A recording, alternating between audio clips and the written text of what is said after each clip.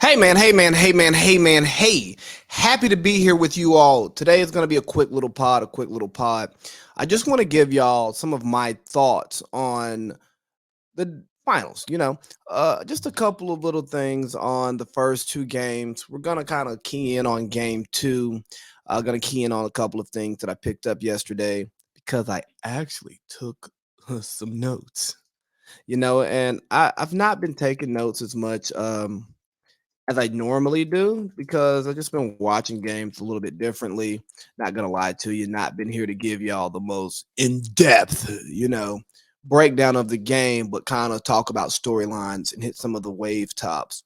But it was fun to sit and watch the game yesterday and really break it down. And one of the first thoughts that I had, man, is what a top NBA draft pick really looks like. When you think about a top 3 pick, oftentimes you think about a Magic, a Bird, a Shaq, a LeBron, a Hakeem. You know what I mean? You're thinking about your high end, your one percenters of the league.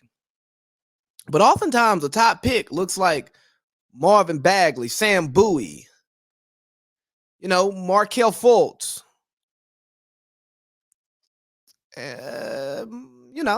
somebody who doesn't pan out. But I'll tell you, what you hope to get in a top 3 pick is Alonzo Ball, a Brandon Ingram. Let's look at this series. An Al Horford, a Jaylen Brown, and who else? Andrew freaking Wiggins. Because drafting is an inexact science, and your once in a lifetime players come once about every 5 years. Just because a player's a number 1 pick, a number 2 pick, a number 3 pick, a number 4 pick, a number 5 pick, a lottery pick, does not mean that this person is a once in a franchise player, a once in a generation player, a once in a decade player, a once in a lifetime player, a centerpiece in which that you will build your franchise around, your championship franchise, because you can build around these guys, but you'll probably be back in the lottery again picking. Basketball, unlike any other sport, asks its players to change their roles almost immediately when they've never done it before. Because, see, you can get drafted in the NFL draft and you could have been like the 6th best player on your team. If you're the 6th best player on a college basketball team, more times than not, you're not getting drafted. And if you do, it's probably in the 2nd round on a non-guaranteed contract, okay? Where basketball is where we take the best players on each team, we draft them, and then we mix them up with a lot of the other best players who were on different teams, and we put them all on the same team, right? So you get the best players from 2017, 18, 19, 20, 21. Hell, if you're dealing with LeBron, 2003. You know what I'm saying? And you take all these guys who have been the best player on their team for damn near their entire life, and you say, hey, go fit in. Now, the metric in which we usually evaluate these players is what? Scoring. Can they get buckets? Because not many role players are being recruited out of high school. Not many role players are being drafted out of college to go to the NBA. But there's a lot of stars in high school who become role players in college. There's a lot of stars in college who become role players in the NBA. And if you can find a guy who, let's look at Al Horford, what about 5 All-Star games? He's been in the league for 15 years, had a great career. That's a solid number 3 pick. You take his teammate, another number 3 pick, Jaylen Brown. He's made an All-Star game.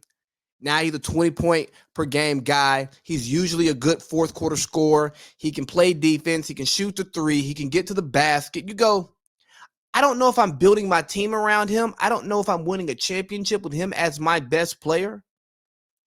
but I'll take him. He's good. He's damn good. And then you take their teammate, Jason Tatum. That's what you're looking for. The guy who you drop into the NBA who's averaging 20 points per game. Now he's the first team All NBA guy, and he's leading his team to possibly a championship. He's leading them in the finals right now. You go, okay, that's what we want here, but that's not the norm. That's the anomaly. Now you go over to Golden State and you look at some top picks they have on their team. James Wiseman. Haven't seen him. But Andrew freaking Wiggins. Won't you look there? He goes from number 1 pick, rising star, going to turn around Minnesota to, okay, we'll pair him up with Cat. Him and Cat together. Yeah, that's a good combo. Oh, now they got Jimmy. Oh, yeah, the future of Minnesota's bright. Jimmy leaves and you go, oh, man, he's not a 1. I don't know if he's a 2, but he has flashes, but it's just not consistent. Then he makes his way to Golden State and we go, oh, he's going to get traded soon. He's overpaid, he's overhyped, and he's underdelivered. Now he's at Golden State, all-star starter, and serious contributor to a team who's 3 wins away from winning a championship. Why? Fit and environment matters. So we have to stop looking at every top pick as a franchise changer, a culture setter, and look at them as somebody who's just going to come in and hopefully be good and have a long career.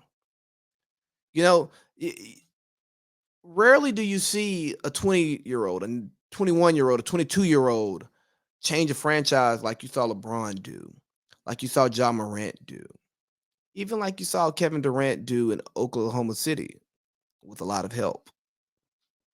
Most of the time you find guys who are all right NBA players, and they have a decent career. So temper your expectations. We like LeBron. We like MJ. We love Shaq because we don't see that often. So when you see it, accept it. But every draft isn't the same. Every number 1 pick isn't the same. Every number 3 pick isn't the same. And stop expecting LeBron because that's just insane.